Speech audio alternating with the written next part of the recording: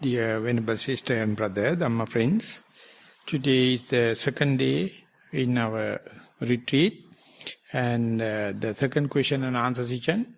We'll invite Lakshmi to present the already written questions to start the session. Venerable Sir, 6 questions that we are presenting to you now.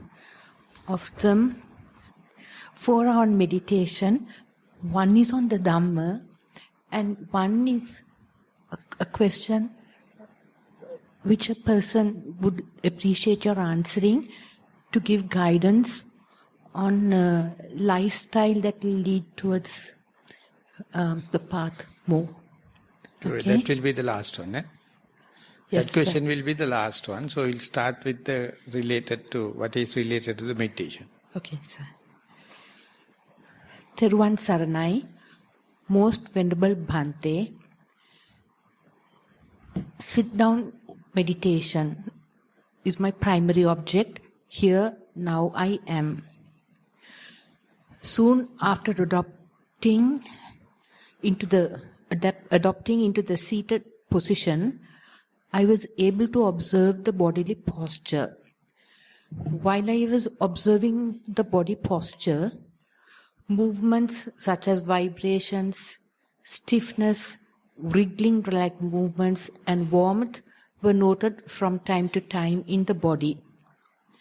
As the meditation progressed, a different kind of an event occurred in the face. Eyes were closed but blinking fast, and there were wriggling-type movements involving the nose and mouth. The whole event was similar to the light design in a Vesak pandal. This has been happening even during the previous meditation retreat, but I was able to describe it well only today. Thoughts and feelings occurred now and then, and they were observed. I was with the primary object before and after the thoughts and feelings. So the primary object being here now I am. Okay? I greatly appreciate your valued discussion and advice. May the blessings of the Noble Triple Journey be with you. So whenever you be here and now or exposed to the present moment, you take the body as your pivotal point, you take the body as your benchmark or your object of meditation, and when you look, you see. So this is the report what you see. The simple question I have to ask to get a thorough understanding, these observations, the tingling sensation, light, pendles and all the kind of thing, were they conducive for your mindfulness to progress, or in the sense it's a result of mindfulness, or they were distraction, were they distracting your mindfulness, and what is your opinion on that observation? That's very crucial for me to make a comment, if the particular person. Venerable Bhante, with your permission, I was able to observe the primary object. Actually, though I have written here now I am with the body posture, and I was able to observe the body posture through those movements. While movements were occurring still, not as intense as when they were not there, but I could observe the still adherent to the primary object. So I will put it again. Everything happened within here and now. All the observations are part and parcel of here and now. Were they promoting your mindfulness or hindering your mindfulness? It wasn't hindering. I just cannot tell exactly whether they were promoting or not, but those were not really immaterial to me. So that depends. If you consider this as a promotion for your mindfulness, it will have the catalytic effect. If you consider it's a distraction, you will get up and go, you will change the object, you will change the master, you will change the meditation center. So therefore, the impression, the meditator's impression about this, what you have seen, heard, experienced, is what you call the correct view or wider view. So my promotion is consider them as the endowment or result of your mindfulness. More and more you see closely, vividly, immediately, your mindfulness will come diversified, multivarious, ready for multitasking, and still you see mindfulness is continuing. You feel lot of things. More you think closely, immediately and diligently, their active part, their changing nature, their transient nature is very prominent. Rather than if you are looking at one object, it's very far away and it's very slowly changes happening. When you see very vividly, very immediately, diligently, vigilantly, and considering this as an endowment or result of mindfulness, you see, then nothing to say, everything is in a flux. Everything is in a fast changing, and that is the way you understand the changing nature. That's the way you understand impermanent nature. So that means you are ready to observe it. You consider, you go prepared. Can I just... I was observing each and every movement, not all, but was able to observe when my mindfulness was very sharp. It up and down sometimes, mindfulness. And then I could see the summation of activities make a bigger movement. That is the same thing. That is the closeness or immediacy to the object, immediacy to the phenomena. If you are appreciating, you will peep into, you will come closer and very vigilant, very diligent, then you can see the flux. Then you can see the transient nature. If you get a distance and observe like a very lazy way or in a relaxed way, then things appear permanent. Should I forget about the primary object during the observation of movements? You can't forget about the canvas when you are observing the picture. You have to see both. You have to see the picture as well as the canvas. Now you are observing it. Don't get attached to the picture or don't get attached to the canvas. It's the same. Now you only see this is the canvas, that's your primary object. And within that only all the picture. So you can see through the picture. Picture is only the angstrom thickness of a paint. Maybe 1.5 angstroms. That's it. That is all make your likings and disliking, envious, jealous and things. But when you see the canvas, no anxiety, no jealous, no liking, no dislike. It's a very pale, it's a very monotonous. So see both. And still, one day, you will report there is a liking for the picture but not for the canvas. Sometimes you have a liking for the canvas but not for the picture. Whenever you like canvas, you hate the picture. Whenever you hate the canvas, you like the picture. Buddha means both are the same. Canvas and the picture is the same. So how many times you have to look at with that perspective, that wider view and that mindset is not you. It is not born with you. It is what now slowly imposing in your character, imposing in your development. So you have to let that happen. So don't discriminate the picture and the canvas. And even if it is discriminating, don't claim this is me, mine, myself. It's a cussed mind. It's the what you call the split and rule mind. Put both of them in the equal position, then it is not dramatic. If I get adhered to one side and to the more than the other, can I just note it inside my mind? It's not mine or me or mine. If the mind is going to get committed with, yes. The mind is going to get involved with, just disclaim, disavow. And if it is observing, naturally understand that's a mature mind, and there you have nothing to do. But you are vigilantly observing, closely observing, diligently observing, then you will see everything in its flux. That is also sometimes vomitish, sometimes it's nauseatic. And you have to understand this nauseatic feeling, that vomitish feeling is the lack of tanha. Lack of desire. Desire is the main bondage to the samsara. Now you assimilate in such a way, you progress, you see the lack of desire, monotony, boredom, And you take delight of it, because you know it's a result of your meditation. So now you are going against the grain. You take delight upon the boredom. You take delight upon the monotony. You take delight, still the mind is pale. Still the mind is lethargic. But still you know it's a result of meditation, so you promote it. So there your likings and dislikings, you have to reshuffle. Your personality traits completely reshuffle. Your karmic forces, no trend now. Everything is distorted. So you become rejuvenated. If you are stereotype, you are adhering to the personality. If you are adhering to the likings and disliking, you will never progress. You will never break the boundaries. So this is a very good challenge. It's a very good opportunity for you to understand, am I revolutionary? Am I radical? So I usually say the females are not radical. I don't know, I always finding fault, everyone finds fault with me. That is because I think we have more commitments than men, Venerable Sir. But anyway, you people are very conservative. My understanding, my way. So some people told, don't say female till femininity. Don't say male till the masculinity.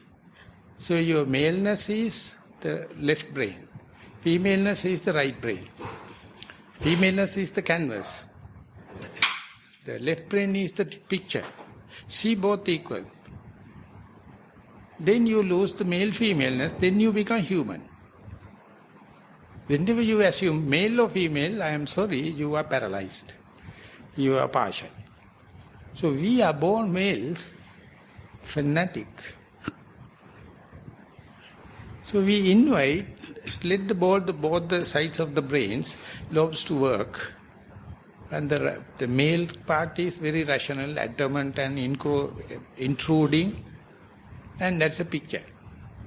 Male part is the canvas, withstanding anything, and that is the canvas. So you have to see both. That's the point the Buddha says, Sanyoga Viyoga Pariyaya Sutta, in the book of 8. Till that you recognize you as a male or female. Soon you go beyond that, you are no more a male, no more a female, then only you become human. Till that we are not human, we are kind of a beast. Beastly. So one day you go beyond it, then you understand. Anytime you can be male or female, that is a separate issue. It is depending on your anatomy. But the Buddha is teaching us, go beyond and see the human. So consider the canvas as the picture, according to my jargon, or individual characteristics or the common characteristics, or the boredom, monotony as the path, and take delight whenever possible. Go along it. That's the way we call against the grain. I'm very grateful. Try to be a male at least. I have been brought up with a lot of males. That's why you are coming to the mic. Many females do not come even to the mic. Okay. The second question, sir. Most Venerable Bhante, at the time I reached, after about an hour of Anapanasati, at the time I reached the state when I felt that there was no more inhalations or exhalations, I turned my attention to the stomach area and the lungs. There were good movements in both places. I felt that the body is functioning well with the mind going, with the wind going in and out. It is only the feelings I had lost. Please explain this phenomena according to the meditation practices. May you be well and happy. Then there is a PS, sir. What next should be done when we feel that we are not inhaling or exhaling? This is a very misleading or very complicated area, but well documented. But our mind finds very difficult to digest it. This is unpalatable. Because at the beginning, to the beginner, we say, whenever the breath becomes prominent, try to discrete, this is in-breath, not out-breath, this is out-breath, not in-breath. That means a discriminative understanding between the in-breath and out-breath. That is telling and advising with a particular aim. And that particular yogi, without knowing what is the next, keep on observing this is in-breath, this is out-breath. And then mindfulness becomes sharper. Ultimately, when and where mindfulness come up to a certain level, the difference between in-breath and out-breath is disappearing. And that is a hindrance to the meditation or a sign of progress, very difficult for the yogi to understand. Yogis try to understand the in-breath, out-breath discreetly, discriminately, delimited way. And due to the meditation itself, it is losing boundaries. Ultimately, in-breath, out-breath appear like the breath. And there, if you try to force breathe, if you try to note, it will be a real hindrance for the progress of your meditation. And hardly any person can understand, due to meditation, that discrete understanding become blur. Discrete understanding become no boundaries. So, usually it never happens. So therefore, there's a role for the teacher. At the beginning, push the yogi, the beginner, to see the in-breath and out-breath, and let them report when the mindfulness is progressing, the limit between the in-breath and out-breath is disappearing. And when that happens, how to facilitate meditation, how to foster it, how to fertilize it, how to feed it. That is to say, put into autopiloting. Don't try to note them, don't try to discrete them. Now you have to understand mindfulness can stand by itself. Let the meditation to take. That means you know you are breathing, but hardly you can understand the in-breath versus out-breath. When that is happening, when to note and when to not to note, when to develop mindfulness and when to give the responsibility to the mindfulness, they are very difficult to put into technical writing. Ever it happened with trial and error. That is why these interviews are very important, and for that your honest, under-the-nose experience must be reported as such without your opinion. So it's a very clear indication here. When and where you are meditating, at the beginning you can see in-breath versus out-breath, rising versus falling, and then ultimately you see you are breathing. But the discrete understanding is disappearing. So this I can use the samatha jargon and say, first jhana, the jhana factors are vitakka, vichara, piti, sukha, ekaggata. Vitakka, vichara is the noting mind. And when you go to the second jhana, you are dropping vitakka, vichara. Without dropping vitakka, vichara, you can't go to the second jhana from the samatha technical jargon. Exactly same thing happening in vipassana also. When and where you see the very clearly black and white, day and night, in and out, in breath and out breath, rising and falling, ultimately everything happen mixed up like. So when it is happening, that's the point. You have to forget about the vitakka vichara and just be aware. Now you are face to face with the object. Mindfulness is intact. Don't push it. Just let the mindfulness to run the show. Or put the machine autopiloting, and then mindfulness is leading. The disturbing thing is the next question. Bhante, what to do next? Then again mindfulness gets completely upset, because you have to give it to the mindfulness and shut up and wait. You can't. Because you don't know when to give the reins to the mindfulness. So very difficult to say, my example is, whenever you are driving a car, very difficult to backseat driver to say, now for the second gear to put into the first gear to the second gear. It's a matter of driver. It depends on the load, it depends on the angle, it depends on the speed, and then you have to decide when to go to the first to the second. And engineers. Or another person can't say from the remote control, now which is second gear, first gear is enough, just please put into the second gear, third gear, impossible. It is by your experience only you have to do this. Likewise, when to do noting, labeling, and when to drop it. Not actually dropping. You do, it is happening, how to appreciate it and just let the mindfulness to run the show.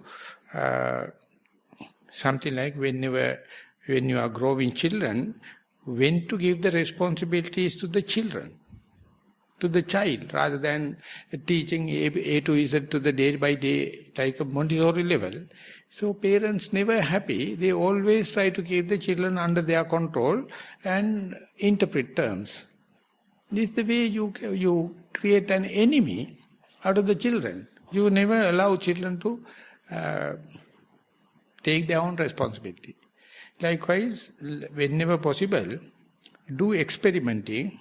If the things are not discriminate, not delimited, understand this mindfulness is now mature enough, just observe with full vigilance without noting. If you catch this point, further interviews are not necessary. But you can't catch it by one trial and error, overnight, or by one sermon. So you have to do experimenting. Then only one day you will understand when to give the helm to the mindfulness. And I know, with my personal experience, many yogis are mature enough to give it to the mindfulness, but they have no confidence. So under such circumstances, still they keep on noting, keep on do force breathing, ultimately end up with the headache. Complete misunderstanding. So therefore, when it is ready, do trial and error, let the mindfulness to run the show, in technical term, without noting, without labeling, and see if the mindfulness is intact. If it is so, you will see, slowly mindfulness will learn diversification, observing many objects at a time, observing many layers at a time, and then mindfulness put up with a lot of ways and means if you allow it to grow. So this is a very clear indication. The particular writer, the person who has written the statement, is mature enough to put the machine on autopiloting. And do it, and please report what is happening. Thank you, sir. The third question.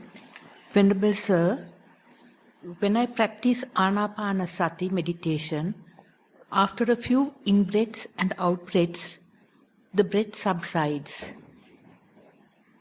Then I go to a one-pointed state of awareness. At times, I experience goosebumps at the back. Sometimes there is shaking or bodily movements such as sudden contractions in the chest, the body swaying to the sides, etc. Then I go back to the one-pointed awareness.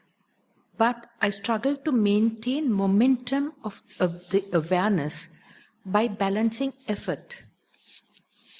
I would be grateful for some tips on how I can balance effort and navigate further when the awareness becomes more and more refined. There are times when I forcefully bring my breath back. There are times when I forcefully bring my back upright or bring back my hands to the center.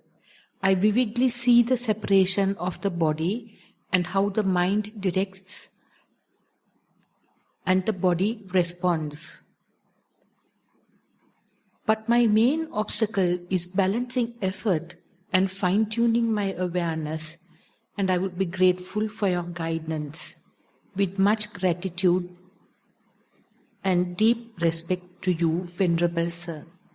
Yeah, the information, the presentation is very good. So therefore a second person can share the experience. So quoting Venerable Loku Hamduru, Venerable Jnanarama, I would say, this situation is quite natural. Next time go prepared. After a certain extent, certain development of mindfulness, everything go beyond your control. Everything become ungovernable. It's an achievement. It's not a mishap.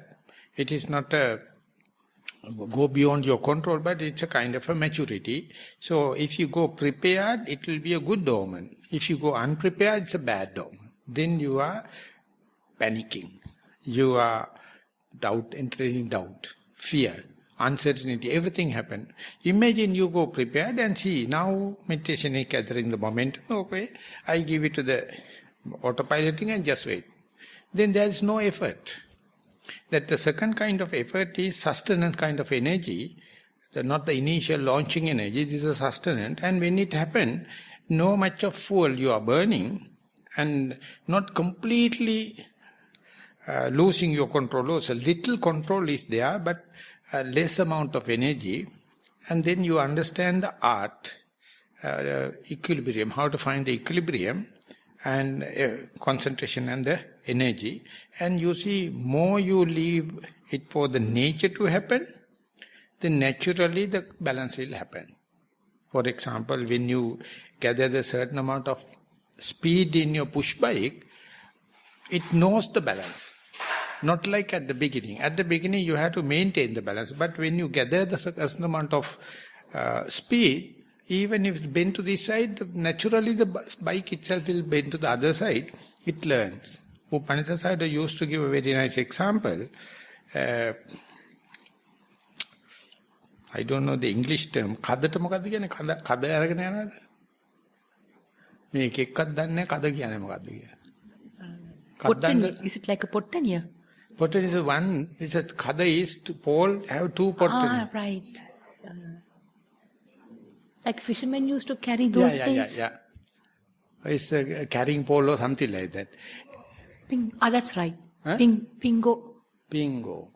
No, he used another term. Anyway, translators wish. So whatever may be, you can see very young Burmese children. They take a very heavy two barrels of water and put it to the kada. And one is enough for that boy. But he instead take two and take the kada. And after a while he start a rhythm. And when it's going there, no more weight. Rhythm is going. Even climbing the mountain, so when you balancing and taking the kada into the balance, energy is necessary. And then it start kind of a rhythm. So when they exactly in the rhythm, he give just a kick. And then kada is going, person also going. So that you can't teach. Specifically for the bloody fool people, those who have not seen the kada, how to teach? So Kadanda is such a miraculous thing. It starts a rhythm. When you're in a rhythm, exactly at the point you have to give a kick. And then it's going. So likewise, noting is like that kick. So you start, first you have to get the rhythm. Everything happening in a balance, equilibrium. And that particular person carrying two baskets with this art. And he feel like not to leave it because it is in a rhythm. Likewise, when the meditation is happening, sometimes you gain, that is not the initial kind of energy, that's not the launching kind of energy, that's called sustenance kind of energy. And there you are in the business. And you feel like running the business because business is running you, you are running the business. So that is the way you make the meditation hobby. It's not no more regimentation. No more a punishment, you learn the art. And then it's like a aesthetic, it's like a poem, like a singing, like a dancing. It's going on, but many people, I never see people are doing meditation as a hobby. It is becoming a crucifixion for poor people. So much of energy they are using, so much of complaint, so much of regimentation, so much of headache, so much of boredom. And I know that learning this art it's a matter of time. It takes long time. After that, everything happening is to teach you. So therefore, at the beginning, you see very clearly, and everything go blur. Everything go beyond your control. You have to understand that is the way you disprove myself, disprove egotistic idea. You disprove governability. You disprove, I am the master, I am the owner, I am the householder. You see, things are happening. I become a passive observer at a distance, but the things are happening very nicely. Most difficult thing is reporting. When it is happening, you can't report it because your language can't go beyond that level. Language get lost. But when you are listening, you understand that particular person not only a skillful meditator, but he or she also can communicate very nicely. And that communication is the most important in these interviews. And it is not linguistics, it is not grammar. It's a kind of a communication. And the Mahayana tradition, it says, out of all the disciples, only Venerable Maha communicated with the Buddha. All the others were just listening words. They never get their sense. Venerable Maha had the mind-to-mind relationship, and he is the only person got the heritage as such. Others are just learning by words. But that is the starting point. But later you will learn where to stop, where to initiate, and where to let it happen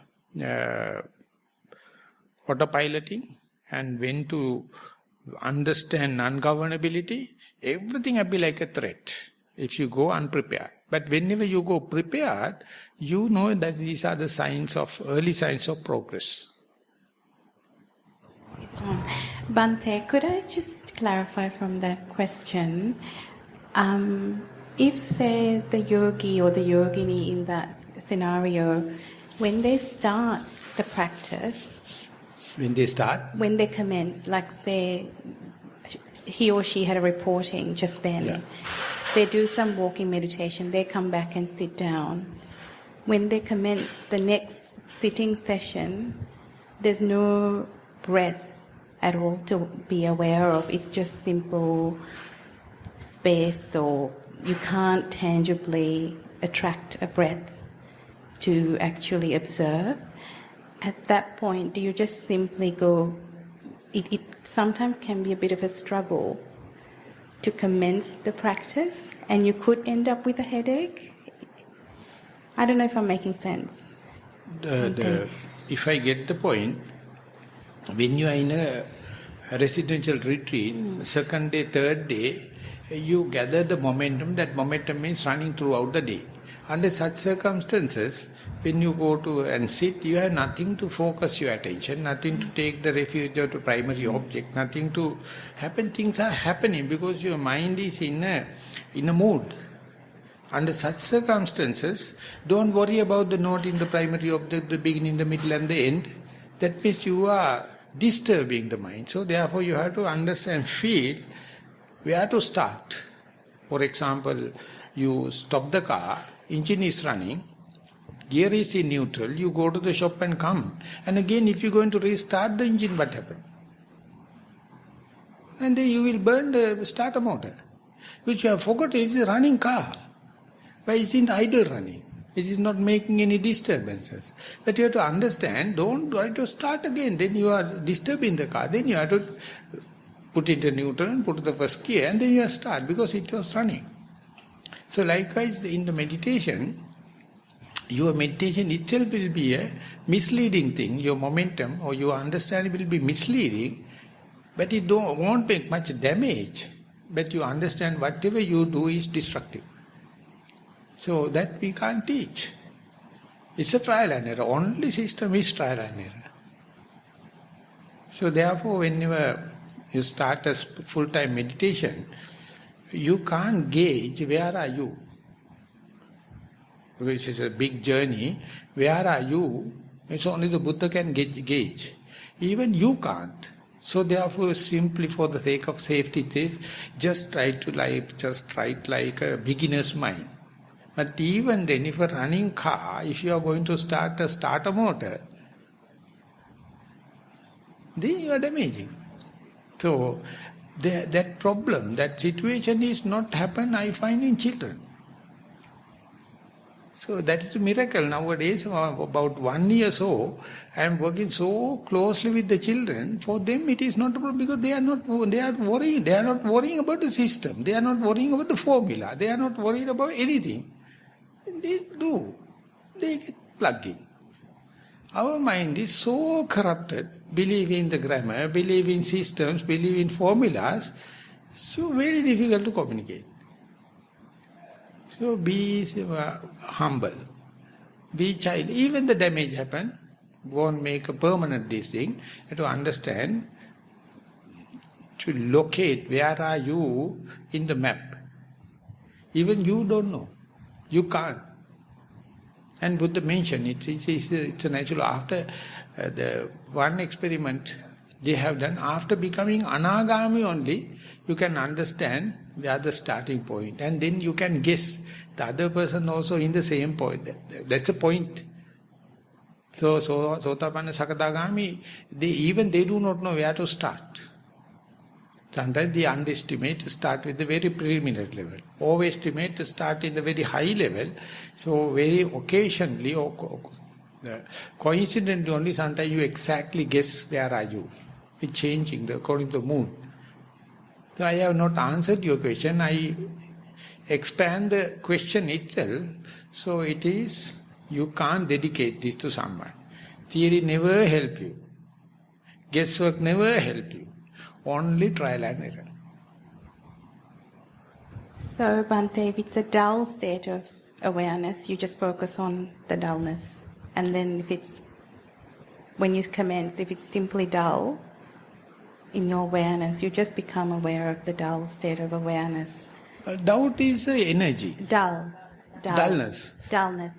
Yeah, so dullness happens, there are two kinds. One thing is kilesa, that between defilement, other thing is the progress side. So you don't know the monotony, sloth and torpor, dullness, everything. Sometimes lack of raga, it's called as viraga, appear like dullness. Then it's an achievement of mindfulness. Sometimes you are lazy born, you are the, how do you call, lack of energy. That's full of defilement. So both of them are there. Therefore the saint and psychopaths appear very equal. If you have not read that book, Saint and Psychopath by Bill Hamilton, exactly the same. Utterly mad person and the Arahant, you can't discriminate. Each and every meditation center you have both. Those who have both are what you call meditation centers. Utterly lost people are very happy with the meditation center because they can have something to eat, something to sleep, and they can play hell. Arahants also happy because non-judgmental, they are here. So that the Buddha make a kind of two extremes, come to the meditation center, living like a family members. And you can understand your left brain is utterly systematic and torturing. Right brain is utterly motherly. It's embracing everything. They are living very close, no problem. Rational mind can't comprehend it, but within the skull, they live. Two people, exactly different. No problem. Rational mind can't comprehend it. So therefore this chaotic situation, trial and error, is what you call the novelty in our life. It's always refreshing. It is very electric. You can do utter mistake. Don't worry, that's the nature. And you will be genius, but don't throw parties. Next day, next moment you will be utter fool. So that is, then you can understand all the people coming within this range, so humanity comes. Don't try to be good situation, never. You go good and then ultimately completely double negative, but even then what to do? So therefore sympathize other people, sympathize yourself and understand the completely black and white difference. Black and white live together. Pain and pleasure live together. good and bad live together. So where can the religious can come and hold under such circumstances? So you no more you are a religious then. No more you are ethical then. You are embracing both. So it happened after certain amount of mindfulness. It happened after certain amount of concentration. You are opening your mind to this different paradigm. And that is beyond words, beyond rationality. So that is the point I would say, put into autopiloting. And if it is not within the dispensation of the Buddha, you are utterly at lost. The Buddha luckily put the criterion. System is there. And you have the faith, you let loose. And you find nothing wrong. And it comes to the system, which is called Taoism, that means natural way. And ultimately you find, even if you are utterly controlling A to Z or completely laissez-faire and going to release, exactly the same.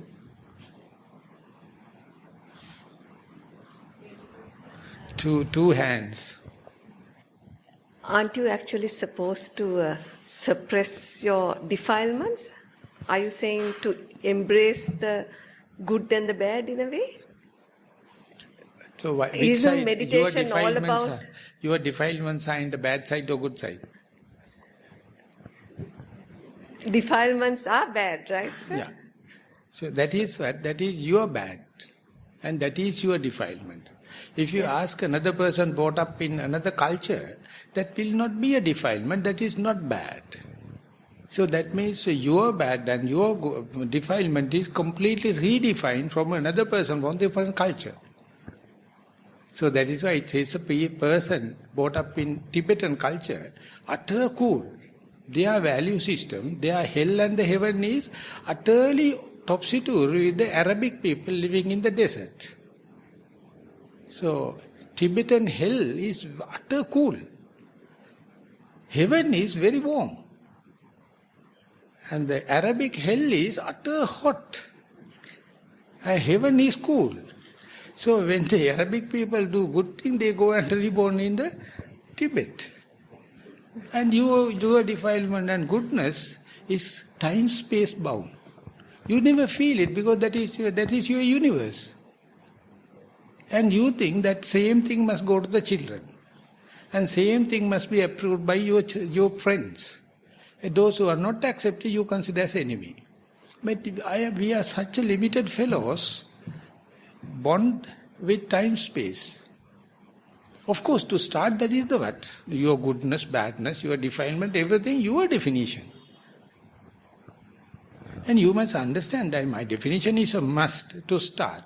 But my openness must be there, completely person from different culture, different value system. They may come and say, your defilement is no more a defilement for me. Your bad is no more. Then we have to listen to that particular person rather than kick him. Venerable sir, but we are discussing about the Buddhist culture, what the Buddha has defined as what is a defilement, right? No. Go to the Kalama Sutta. What the Buddha did? He gave all the criterion and denied everything. Don't go by teacher, don't go by book, don't go by your will, don't go by this and ultimately. And ask the Kalama, killing is good or bad. They taught Buddha killing is bad. Not the Buddha is telling the Kalama killing is bad. And that is the point to start. Many Westerners only read the early part of the Kalama Sutta. But the latter part, the Buddha gave the Kalamas, the Kesaputti people, what do you feel? Killing is good or bad? Bad. Oh, that's okay. That's a starting point. So basically he approved what is good or bad, right? That is for Kalamas. So you have to understand, this is the way it is argument is happening, and we accept the Buddha, we appreciate the Buddha because he gives the chance for free thinking. It's a charter for free thinking. But that's a starting point, that's pragmatic, that's practical. From there you keep on, 2-3 steps, step by step. So therefore good and bad, accept what is good and bad in the culture you brought up. But don't think that is ultimate. You must be ready to challenge it. That is what we call vipassana, yoniso manasikara. and take the defilements and non-defilements, what is given. And it is a starting point, no problem. And when you keep on going, exact the defilement what you define in the early part, you will really deny and disprove. When you go to the upper level, the Buddha says, Punya papam pahinasa nati jagarato bhaya. Till you have the good and the bad, you will never get enlightened. One day you have to surpass it. And there are no good, no bad. Nati jagarato, you have no sleepiness, drowsy nature, and that is the Nibbana.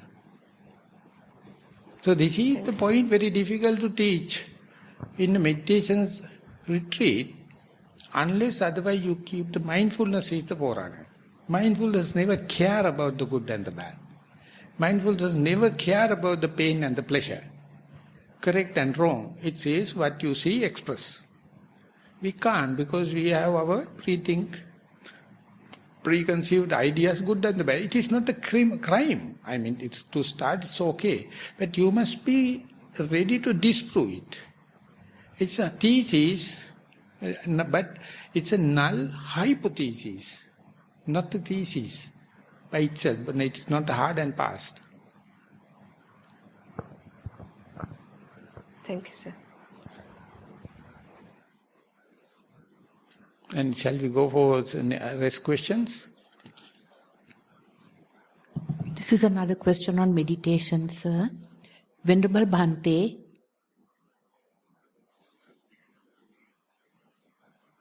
my primary object is in and out breath. When I note the in-breath and the out-breath, after some time... Am I repeating this question? I'm sorry. After some time, I can't note it. Then the main object is my sitting posture and touching sensations of the back.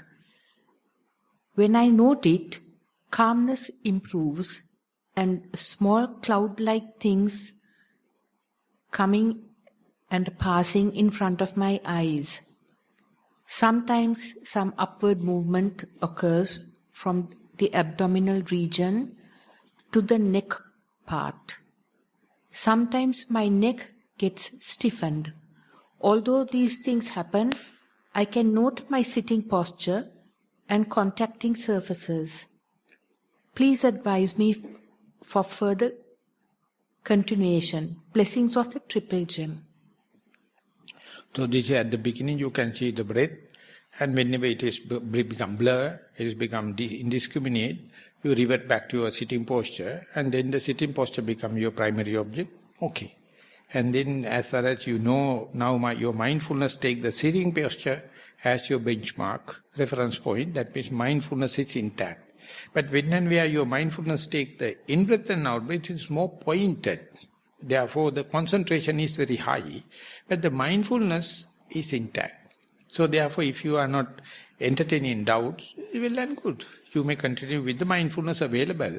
At a time, mindfulness take concentration peak levels, sometimes lower levels, never mind. Whenever concentration become peak, the mindfulness focus to a very narrow single one-pointedness. When the mindfulness is increasing the capacity, increasing the object, that means concentration less, but the wisdom is increasing. It's called the depth and the breadth. Whenever you take one single object, the depth is very high and concentration. Sometimes the object is very big, the breadth is there, wisdom is there, comparative understanding, so they always changing from one to the other. Only the thing you have to take care is the mindfulness is consistent.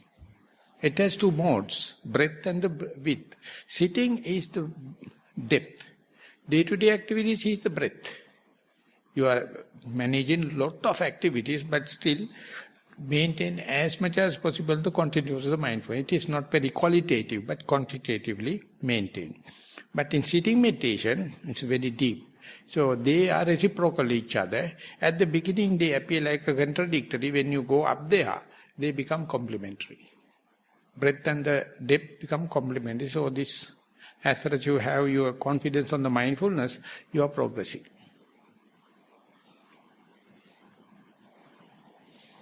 Next is the Dhamma question, Venerable Sir.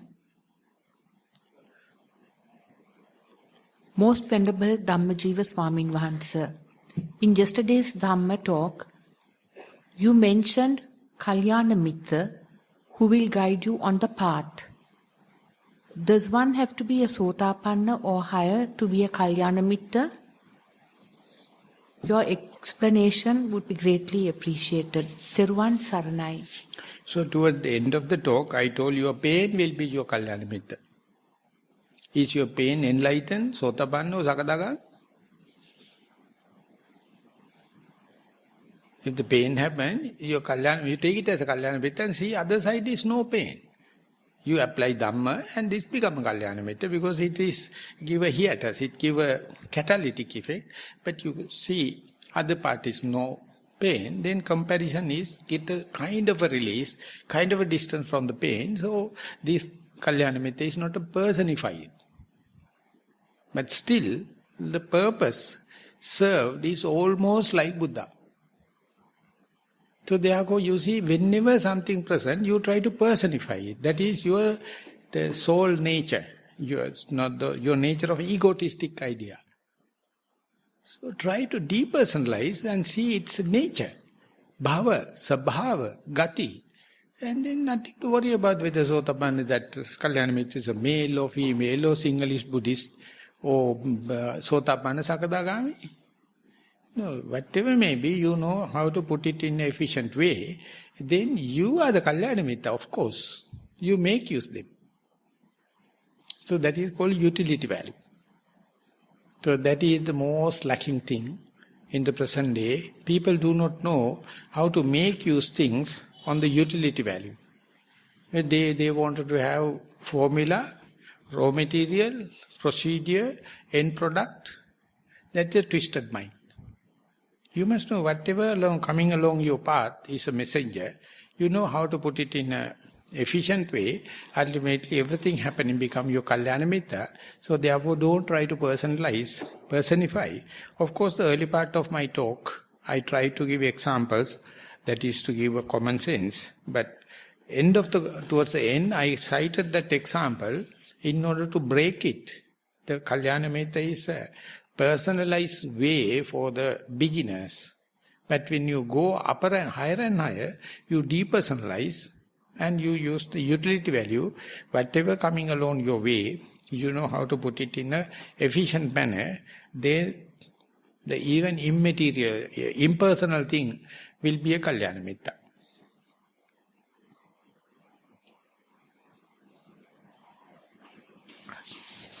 This is the last question, sir. It is on, I guess the person is looking for advice on lifestyle. Okay.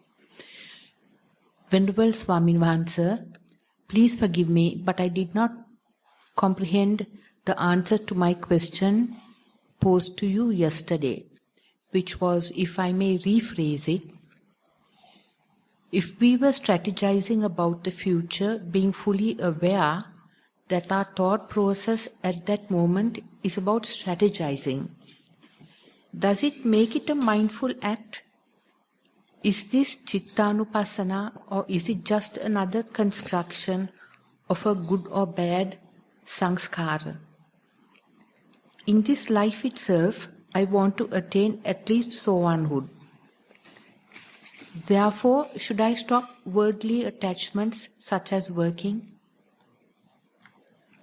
No, that on the humanistic ground, on the sympathetic ground, question is very clear. Try in a number of ways to put the question first. And simply I would say, if you are mindful, you are achieving your target. Not by arguing, not by external searching. So therefore, if you are really, really honest, if you are really, really innocent and you wish to Sotapanna, whatever may be in this life, try to be mindful. Then the question happens, mindfully can you think? Mindfully can you kill animal? Mindfully can you have sexual misconduct? Mindfully can you have a robbery? Yes, possible. But the only thing is you will never do it again. You see the disadvantage of it. You have not given it up because you have not done it mindfully. If you do mindful killing, you will understand what a costing thing. You will not do it. If you do robbing mindfully, you see what a tension. Is it worth this matter, the amount of burning you are doing? So therefore, good and bad, if you do mindfully, it go beyond it. That's one of the things Venerable Dhammika taught me, as a young robust man, to me, do all the bad things mindfully. If possible. Impossible. They are happening, sometimes happening, but you withdraw yourself, you claim you are unmindful. No, you can do mindfully. And the day you do it, you will never repeat. So therefore, mindful you can think. Wandering. Then you understand it's such a frictional path, crooked path. The easy shortcut is this. So therefore the Buddha introduced Gochara Ajjhatta Bhumi. That means your solace, your oasis, your frictionless path. It is there. That is your primary object, mindfulness. And meanwhile mind is wandering here and there. Just give the fair judgment and see what a tension, what a frustration, what a regret. But here you have the oasis. So come here and see, when you're wandering mind, so much of repercussion, so much of entertaining doubt, so much of uncertainty. But in the Gochara Ajjhatta Bhumi, you're in a primary object, you are in a comfort zone. Let the mind to understand both. Then only it will come to a practical, pragmatic, lasting decision. Don't push it by morality. Don't judge by hearsay. Let both of them happen. That is what you call noble quest. It is happening only in Vipassana, not in Samatha, not in Sila, not in Dana. So let the mind to play. Don't try to discipline it. And see pros and cons, gain and the loss. And Buddha says, I am not coming and give a judgment, you yourself has to judge. When the thinking mind, it is never, ever make a beneficial decision. It is not for your well-being. The thinking mind is a sick mind. So with the sick mind, whatever you are arriving, never lasting. So therefore, first and foremost, let the mind to calm down. And once calm, decision is not necessary. But anyway, if you happen to take a decision, it is lasting. So therefore, don't hate thinking mind, but give an alternative.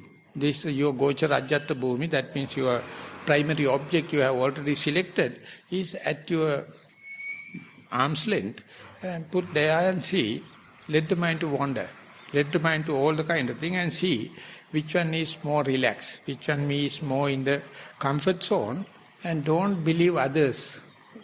Put yourself and see. And before that what I said was, if you wish to be a Sotapanna or whatever may be, for me, mindfulness is the shortest cut. And each and every thought moment you are mindful, you are not Sotapanna, you are Arahant. Don't stress pass it. Don't bypass it. Try to be mindful. Each and every thought moment of mindfulness is utterly Nibbana. You see how difficult to keep in the Nibbana? Who is the second person disturbing you? What are the factors disturbing? Nothing. Your mind do not wish Nibbana, that is called fear of freedom. It's called fear of unknown.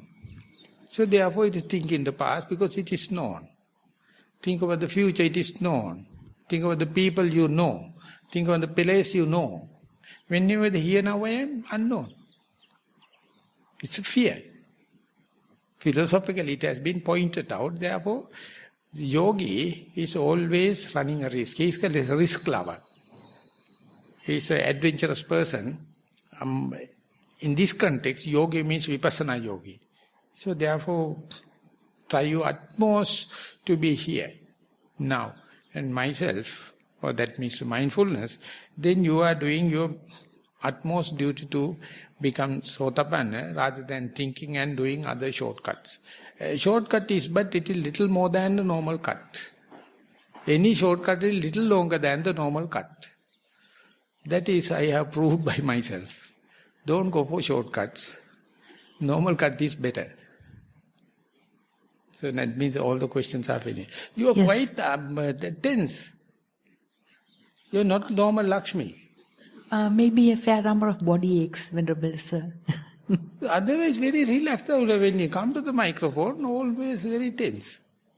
I don't know. So you better sit over there and relax, and All right. if you feel it is more relaxed. It's not being here. I don't think that's the problem. It's just that the body is hurting. So don't entertain any tension and take it easy. Okay. Okay, now we have taken 10 minutes more than normal, and we have 50 minutes for the walking meditation. So after the 50 minutes, we'll come here and go for a common sitting session. So with that announcement, marking the end of the question and answer session, thank you very much for your participation.